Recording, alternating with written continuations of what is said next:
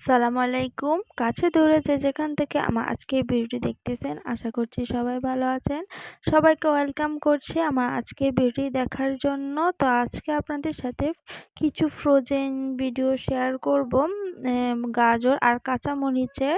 তো গাজর আর কাঁচামরিচ কিভাবে আমি সংরক্ষণ করছি সেই নিয়েই থাকছে আজকের ভিডিওটি। আশা করি সবার উপকারে আসবে আজকের এই ভিডিওটি। যদি আমার ভিডিওটি ভালো লাগে তাহলে আমার সাথে থাকুন। আমার পুরো ভিডিও দেখুন, আশা করি ভালো লাগবে। গাজরের ছিলকাগুলো ছাড়িয়ে নিচ্ছি প্রথমে। তো গাজরগুলো আমি প্রথমে ধুয়ে নিয়েছি ভালো করে, তারপর ছিলকা ছাড়িয়ে নিচ্ছি। সবজিটা যদি আমরা সুন্দর করে ফ্রোজেন করি তাহলে সবজির স্বাদ, কালার সবকিছুই সুন্দরভাবে থাকবে। তো সবজি আমাদের বিভিন্ন কাজে লাগে, যেকোনো নাস্তা বানাতে, পাকোড়া বানাতে, নুডলস রান্না করতেও কিন্তু গাজর লাগে। সবজি কিছু ফ্রোজেন করতে হলে যদি সঠিক নিয়মে ফ্রোজেন করা হয় তাহলে কিন্তু কালার ও স্বাদ ঠিক থাকে, গুণ ও পুষ্টি উপাদানও ঠিক থাকবে। তো খেতেও কিন্তু মজাই লাগবে। এরপরে টেস্টটাও নষ্ট হবে না। গাজর দিয়ে অনেক ধরনের নাস্তা, ডেজার্ট আইটেম তৈরি হয়। তো যখন সিজন থাকবে না গাজরের, তখন আপনারা আনসিজনও গাজরের নাস্তা, ডেজার্ট বানিয়ে খেতে পারবেন। অনেকে আছে সবজিগুলো হালকা ভাপ দিয়ে তারপরে ডিপ ফ্রিজে আর কি সংরক্ষণ করে, কিন্তু এতে সবজির যে পুষ্টিটা সেটা ঠিক থাকে না, পুষ্টিটা নষ্ট হয়ে যায়। তো আমাদের যে কোনো খাবার ফ্রোজেন করতে গেলে পুষ্টির কথাটা চিন্তা করতে হবে যে সেটা থেকে আমার পুষ্টি আসবে কিনা বা সেটার স্বাদটা ঠিক থাকবে কিনা, সেটা ভেবেই আমাদেরকে কিন্তু খাবারটা ফ্রোজেন করতে হবে। এতে আমাদের শরীরের জন্য ভালো হবে, উপকারেও আসবে, খেতেও ভালো লাগবে। তো আমার সবগুলো গাজর ছিলানো হয়ে গেছে। এখন আমি গ্রেটার দিয়ে কুচি কুচি করে নিচ্ছি। বড় বড় যে শেপটা হয় গ্রেটারের কুচি কুচি, সেটা দিয়ে করে নিচ্ছি। এই তো সবগুলো গাজর গ্রেটার দিয়ে এখন করে নিব। তো আমার সবগুলো গাজর কুচি কুচি করা হয়ে গেছে। সবগুলো গাজর এই তো কুচি কুচি করে নিয়েছে। এখানে আমার 2টা প্লেটে গাজর হয়েছে। ফ্রোজেন করা খাবার কিন্তু খুবই ভালো হয়, টেস্টটাও ঠিক থাকে যদি ঠিকভাবে ফ্রোজেন করে রাখতে পারেন। তাহলে এই তো 2টা প্লেটের গাজর এখন আমি বক্সে ভরে রেখে দিব। গাজরগুলো দেখতে বেশ কতটা সুন্দর কালার ছিল।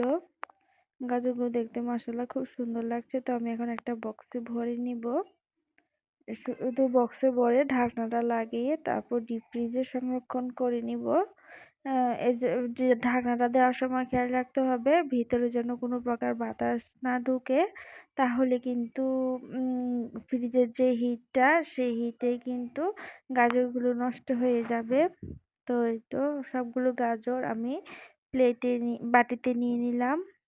গাজরগুলো বাটিতে নিয়ে তো ছড়িয়ে দিচ্ছি, সবগুলো গাজর সুন্দরভাবে বাটিতে ছড়িয়ে দিচ্ছি।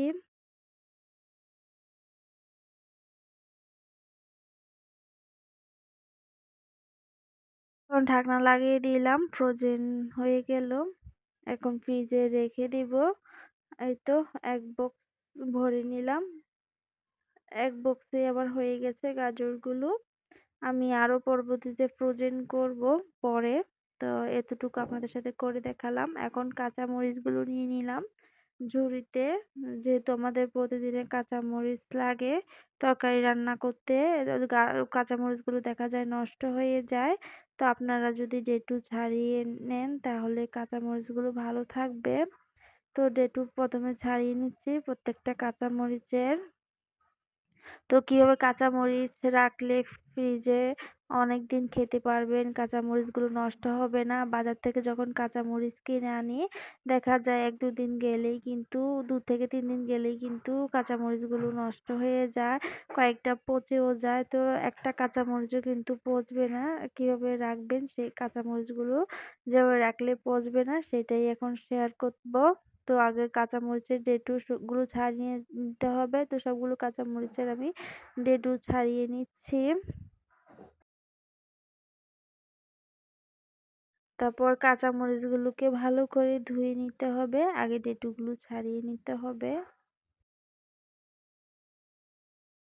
চলে আসলাম কাঁচামরিচগুলো ধোয়ার জন্য। তো আমি একটা চালুনি নিয়ে নিচ্ছি কাঁচামরিচগুলো ধোয়ার জন্য। এই তো পানি দিয়ে এখন কাঁচামরিচগুলোকে বেশ ভালোভাবে ধুয়ে পরিষ্কার করে নিব।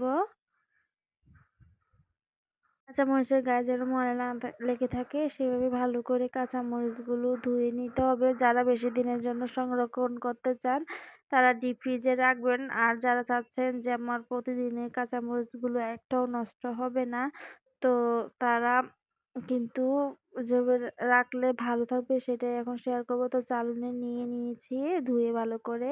তো পানিগুলো ঝরিয়ে নিব, কাঁচামরিচগুলো শুকিয়ে নিব। আমি রোদের মধ্যে দিয়ে দিচ্ছি, কাঁচামরিচগুলো শুকিয়ে নিব। পানিগুলো শুকানোর পরে কাঁচামরিচের এখন একটা বক্স নিয়ে নিব রাখার জন্য। এই যে বক্সে আমি টিস্যু দিয়ে নিয়েছি ভালোভাবে। টিস্যু দিয়ে এখন আমি কাঁচামরিচগুলো বক্সের মধ্যে রাখছি। পর কাঁচামরিচগুলো বক্সে নিয়ে আমি উপরে টিস্যু দিয়ে নরমাল ফ্রিজে রেখে দিব। তারপর আমি আপনাদের সাথে ২ দিন পর নামিয়ে দেখাবো কেমন থাকবে। তো টিস্যুগুলো ভালো করে দিয়ে রাখতে হবে যেন কোনো প্রকার মরিচে ফ্রিজের বাতাস বা বাইরের বাতাস যেন না ঢুকে উপরে। এই তো ফ্রিজ থেকে আমি ২ দিন পরে নামিয়ে নিয়েছি গাজর, এই যে গাজর। তো গাজরগুলো নামিয়ে নিয়েছি। আর গাজরের কালারটাও কতটা সুন্দর রয়েছে। ২ দিনে কিন্তু নষ্ট হয়নি।